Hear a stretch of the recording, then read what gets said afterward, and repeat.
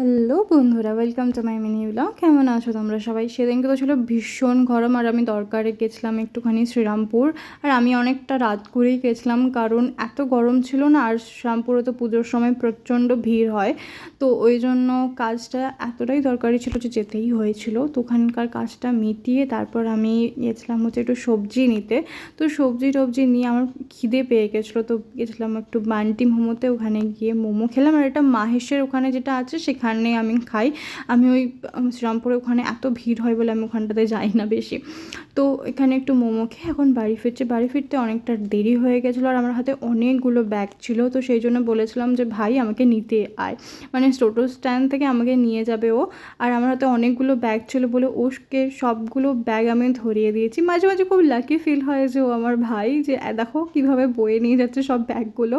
তো আজকের জন্য এইটুকুই রইল। টাটা বন্ধুরা।